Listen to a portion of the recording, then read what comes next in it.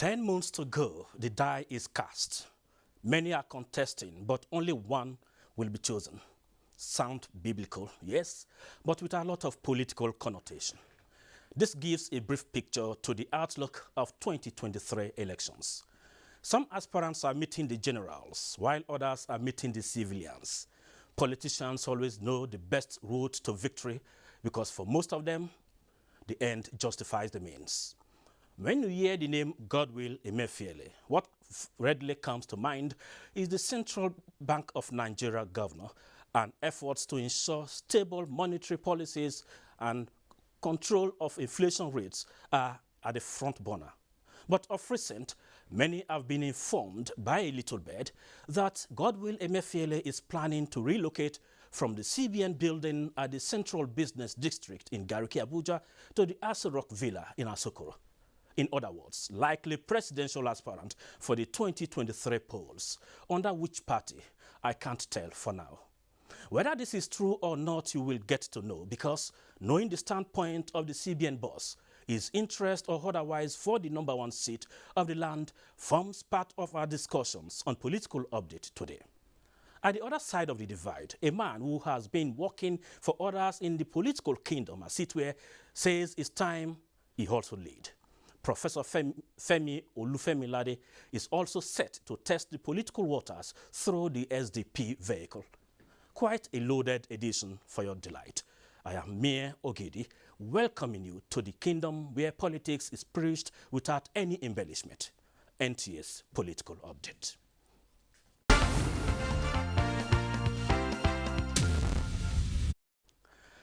Emefiele Solidarity Vanguard, a political support group, said the agitations by friends, family and well-wishers calling on the governor of Central Bank of Nigeria, Godwill Emefiele, to contest for president come 2023 is all about individual agitations.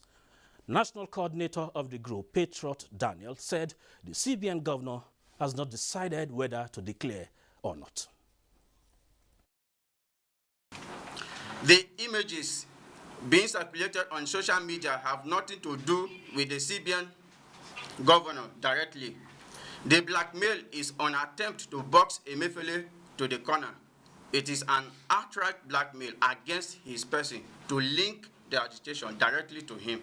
It is a norm that whenever he accepts to contest, we will be made public. He will answer the clarion call in the open. We wish to make bold that the 2023 presidential election is far beyond an individual, as Nigeria belongs to all of us.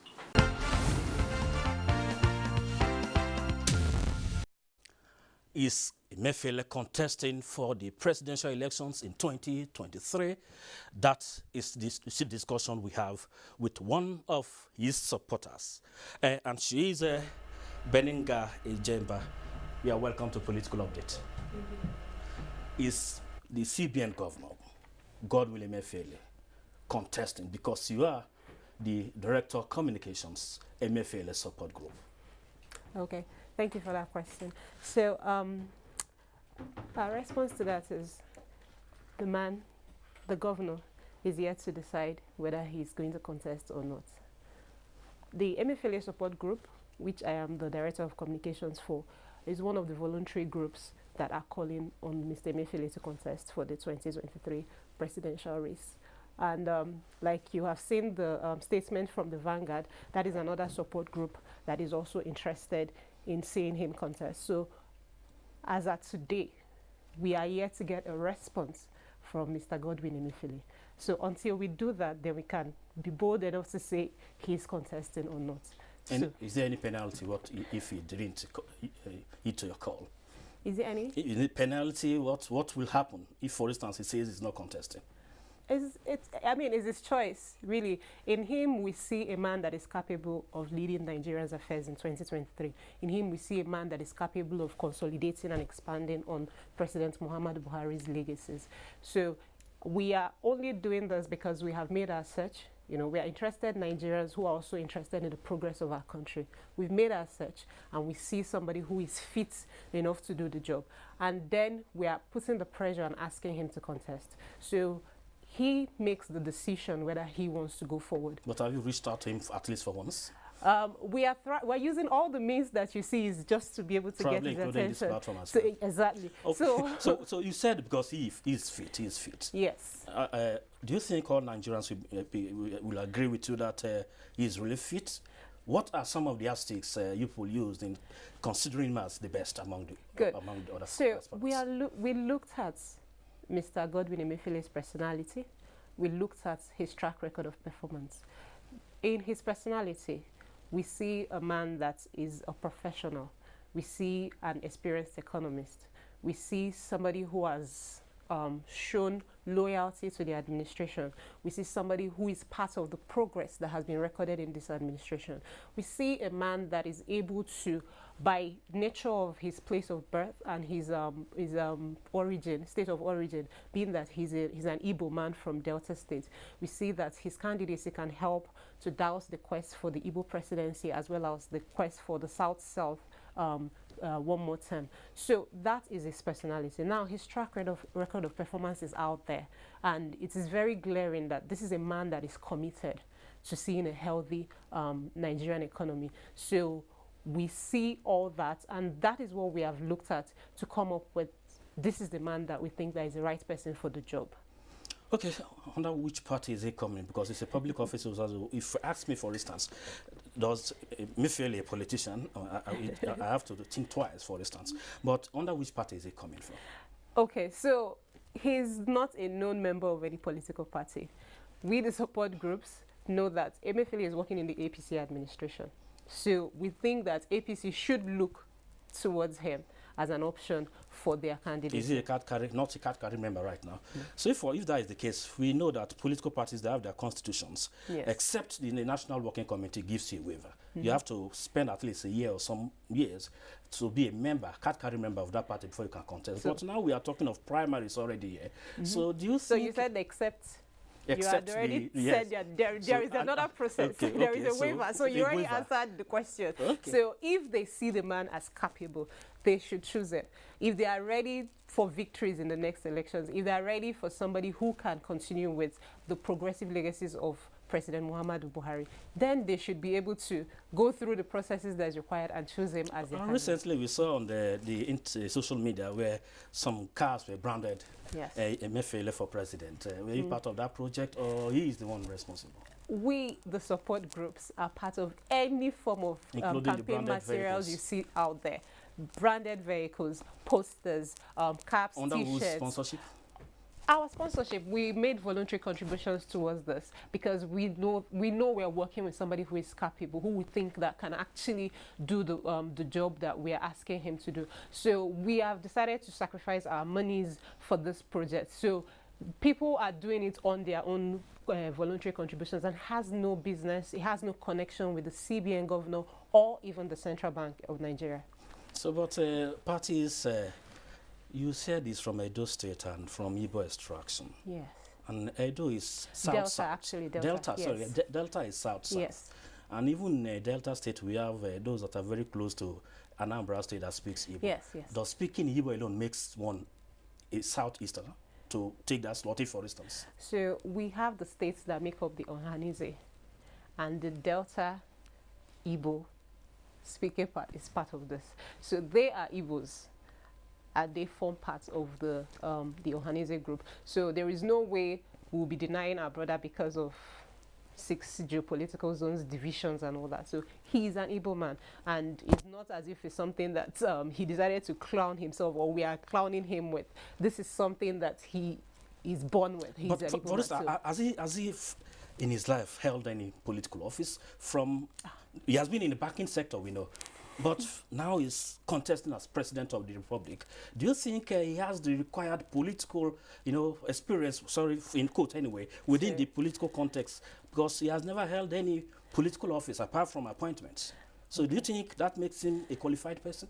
I don't think that holding a political office is one of the requirements to be the president of the country. So it doesn't. Now, he has worked he's not a controversial person. He has worked with the APC as well as the PDP administration. So obviously his commitment and his loyalty has led him. So holding political office has nothing to do with whether a person is able or fit to campaign for or elected into the presidency or any other elected position. Are you a member of APC? I am a professional. You're not. You don't belong to any party. No. Okay. I am a professional, So but my group. So probably me and you we are in the same. Yes. No party. But for instance, which appeal will you make to APC, the presumed party that he belongs, so that they will consider your appeal as well? So, like I said before, the Emefiele support group, which I am a member of, is made up of both APC youth leaders, ethnic youth leaders, and some professionals. Now, these persons believe that Mr. Emefiele is the right man for the job. Hence the reason why we're calling on the APC leaders as well as the delegates. Now, we have looked at how far Mr. Emefiele has worked in the CBN and how far he has been able to bring about turnarounds in our economic development with his initiatives, his ideas. These initiatives are all out there, and it's something that if we have enough time, we can be listing them out one after the other, because it has affected the real issues that Nigerians are bothered about. So this man, Mr. Godwin Emefiele, has been able to do that as a CBN governor. And we believe that if given the opportunity as the presidential candidate, or if elected into office, he will be able to do even much more. Is your group also the Emefiele support group? Are you also considering buying the form for him? Because this is a season of buying of forms. Yes, actually, we have actually raised some money for the forms, which we have also disclosed to the members of the general public. We have raised monies. We had contributions from our members, and then so we came up with, as of last week, we were at 67 million. Because our target goal is 100 million, so that whatever amount... You have raised 67 million already? Yes. Right. Whatever amount the APC expression of interest form comes up with, we should be able to cover that with the monies that we are raising. So yes, that is our plan. Okay, so let's look at your spread among the 6 geopolitical zones. Do you have offices and they're also pushing from those angles? We have members from the different geopolitical zones. We have members because we have farmers from the north, we have manufacturers in Lagos, so there are members. We have members from the east and the south as well who has joined us. So yes, we do have enough spread. Okay, thank you very much. About your last word, because we also have Femi to discuss with, who is also interested contesting with probably Godwin Emefiele from the SDP. So it's a season of politics, but before we bring our second guest, your final word to Nigeria and especially to APC. Okay, so my final word, first and foremost, I'll be saying that a lot of issues have come up. Even as at today, we got a news article from the PDP governors who are saying that, the central bank governor should resign because he's putting his funds or putting the funds of the country on on his campaign. And then our words continue to be, the central bank governor has no business, has no connections with what we have been doing so far. Any material that is seen out there belongs to the voluntary groups calling on Dr. Emefiele because they believe on them. The PDP shouldn't worry itself with whether materials are being said. They should concern themselves with their internal issues that they are facing through right now. They should hold on until Mr. Godwin Emefiele has accepted this call, and then we can have real conversations as to whether Mr. Godwin is fit for the job. PDP knows that this man is committed to what he's doing. He's been doing a lot of work with our development, and they know very well the quality of the man himself, and they know that if he eventually answers the call, they would really have a battle to deal with at the polls. So you have a very good candidate to sell from your explanations. Yes, we do. We hope to have you again. Thank probably you. When Godwin Emefiele accepts your call. And that is the much you can take from the Godwin Emefiele support group. I've been talking with the Director of Communications, Godwin Emefiele support group, Beninga Ejimba. Yes. And it's been a quite insightful one. So Let's go to other reports. The People's Redemption Party has re-elected Malam Falalu Bello from Kaduna State as its national chairman for another term in office. This was at the party's national convention, Abuja. Let's hear from Timothy Yusuf. Former chairman of the Independent National Electoral Commission, INEC, Professor Tairu Jega, from Kebbi State, is among the delegates to this convention. Sadly elected the 24-member National Working Committee of the PRP. The officers were all elected by consensus. Two positions, the office of the National Vice Chairman Southeast and that of the National Youth Leader, however, failed to scale through the consensus affirmative voice votes as they were rejected.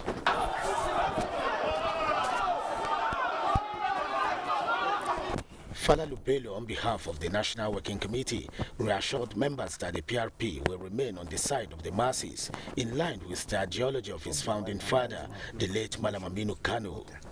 We shall do our best as your servants, in your service as leaders of the People's Redemption Party. We shall welcome all suggestions that you may make.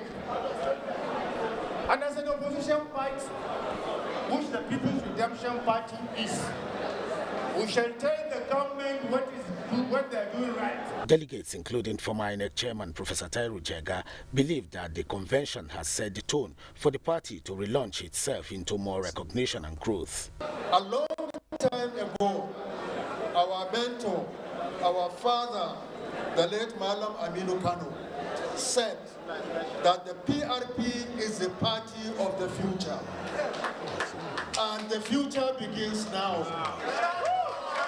INEC officials were on ground to observe the national convention.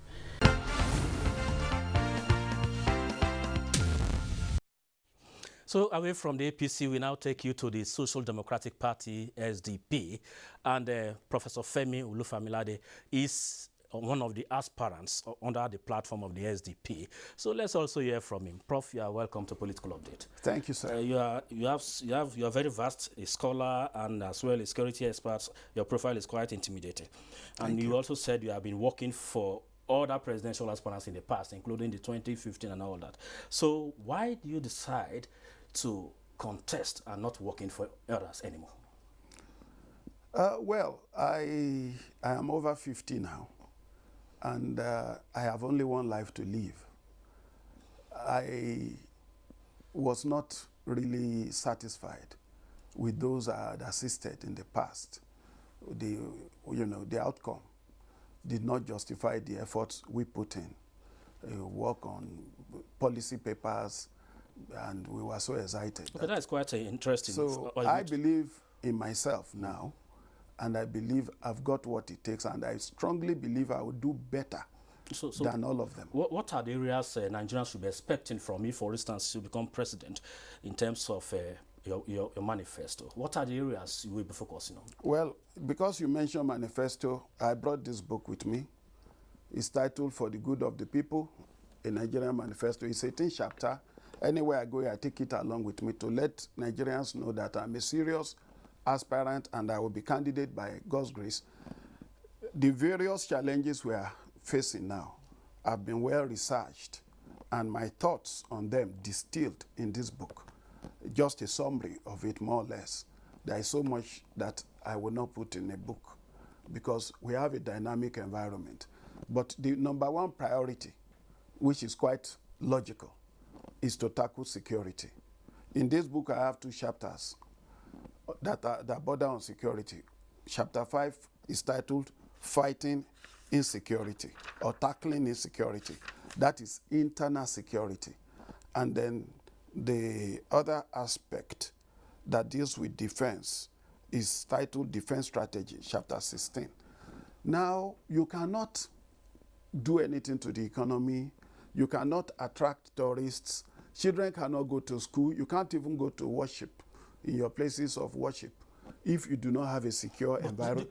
Without a secure environment. So my first priority is to put an end to insecurity. But the question of how is always the major problem. Okay. People have policies like this, but how to go about them is a major issue. Well, if, for instance, you are there, what will you do about the security situation? Well, my immediate concern will be how to protect those communities that easily fall prey to these so-called bandits and terrorists.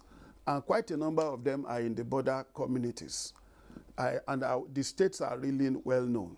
Niger State, Borno State, Yobe State, Sokoto, Zamfara, and quite a number of them, mostly in the northeast and the northwest. A few in the north central, like Benue and the rest. I'm not saying other parts are fully secure, but these are the theaters of most of these killings and destruction of property. The first thing I'm going to do is to beef up the number of security personnel available. It is grossly inadequate. We don't have up to 400,000 policemen. And the soldiers too, they have been stretched thin. So what I'll do first and foremost is to recall ex-servicemen who retired within the past or disengaged from service within the past 10 years, and they will go through some fitness tests. They will be recalled back into service so that we will be able to have more number to work with. Then the community themselves, there is going to be what I call civil mobilization for self-defense. And they are going to, the volunteers will be called for. Self-defense, you mean carrying of arms? The able-bodied young people in those communities, they will be trained. They will be under the command of the nearest military formation, and the training they will get is basically to secure their communities. It's not to go into all kinds of military tactics, so that those bandits will know that those communities are no longer as vulnerable as before. Those are short-term measures in order to stop this wanton killing. Okay, you know? Quite interesting manifesto you have there. We pray that comes. But the long-term aspects are here, yes. And there probably is no when time you start to go. Your campaigns, this book will be available for almost all Nigerians. But yes, by your name, probably you are I'll even give you this copy. Thank you. But probably you are from the West. Yes, I'm a Yoruba. Yoruba, yes. And you have other big weights from other parties also coming. Are you intimidated by any of them? I'm not intimidated at all, because the Yoruba people are, people that have their historical orientation Your to state, politics. I'm from Ogun. Okay. The Yoruba people make up their mind on who fits the bill. And you don't need to, no matter how big you are, if they reject you, you are rejected. Okay. Their thinking right now is that they don't want any of these parties that have failed us and all their big men. The man on the street, even the elites, most of them don't want them. They want someone that doesn't carry a baggage, that is sound intellectually, and that can articulate what he has for them. And I fit that expectation. You quite do. You too. But you are from Ogun State, and Ogun, I remember Obasanjo is from Ogun State as well, former military head of state and two-time civilian president. If the parties are to look at zoning, do you think the pendulum will swing to your favor? Well, in the SDP, the door is open. Okay. For wherever we want the best. So whether you are from the north or you are from the east or you are from the west, it's not our priority. Okay. You should showcase what you've got and your capacity to implement the party manifesto. And then the party primary, presidential primary, will take its final decision. I sincerely appreciate, and I'm afraid that is the much we can take. Prof, I think we will still invite you for a full package of political update. That is the much we can take today, but remember that if you have not done your NIN SIM linkage, please do, because probably you'll be cut off from the internet's face. And right now, as we are talking, the PDP is, the Committee on Zoning is submitting its report, and we probably will bring you that report subsequently. My name is Mie Ogidi. Thanks for your time.